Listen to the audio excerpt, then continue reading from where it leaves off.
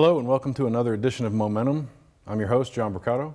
My first guest is Robert Green, Undergraduate Coordinator for the Bagley College of Engineering. Robert, thanks for being with us. Thanks, John. Happy to be here. I'd like to begin with you telling us a little bit about your office, the role it plays in the colleges, kind of services it provides, and so on. Sure. It's a great office. We have a great team, great staff working in there. We basically represent the dean when it comes to undergraduate students and any issues they might have. So we cover everything from petitions and appeals for students who want to get back into school after they've had academic difficulty. We deal with scholarships, so we get to have some fun with that. Ads and drops, we do have master class schedule. So we work very closely with the departments, and the departments we have are all really great people to work with. They're able to solve most of the problems for students may have there. Then the ones they don't, they come to us, and hopefully we're able to make them happy, at least satisfied. And our ultimate goal is student success. We want to see them all graduate and go out and be successful engineers. We also handle on-campus events such as orientation and fall preview days, those sorts of activities. So I imagine in this role you get quite a variety of student questions. What kind of questions do you most commonly get from students? One of them is, I guess the most common is, what should I major in? And the thing I like about that is I always tell them if I had the answer to that, I'd be on the lecture circuit making thousands of dollars per engagement. So that's always a tough one to ask. We get a lot of students in engineering because their teachers have said, oh, you're good at math, so major in engineering. So I always like to talk to students about problems, and that's really what engineers do, solve problems. So I try to get them to focus what sort of problems they want to do, and then the hard part is trying to get them to look 20, 30 years out. What career do you want? Where do you want to be in 30 years? Not focus so much on what you might do the next 4 years or what courses are next semester. As I always tell them, it's sort of like football practice. You know, nobody plays football because they enjoy practice. They sign up because they like the game on Friday night and Saturday.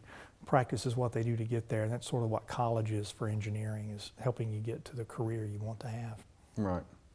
I imagine another question you probably get from people who are maybe not as informed is, you know, well, what can you do with an engineering degree? What do you tell people who ask that question? There's really nothing you can't do with an engineering degree, and I think that's one of the great things about the profession of engineering. It basically is educating problem solvers and critical thinkers and how to look at things logically and come up with defendable solutions to problems. And every industry is looking for someone to solve problems. So we do have a lot of people, I'd say the majority of our students do go into sort of traditional engineering careers, but we have a lot that will go on to professional schools and go into medical school, law school, dental school, and then others go to work in industry, perhaps finance industry, just any place that needs problem solver, somebody who can come in, look at a problem, get a solution to it, and move on to something else challenging. And I believe another issue that you sometimes deal with is professional licensure. So you probably have some students that ask about that. What do you say to somebody who's thinking about whether to go after the PE? I always encourage them to pursue licensure. It's a great insurance policy. You never know where you're going to end up. But if you have a PE license, if you're a licensed professional engineer, you can go into practice for yourself. You can have your own consulting firm.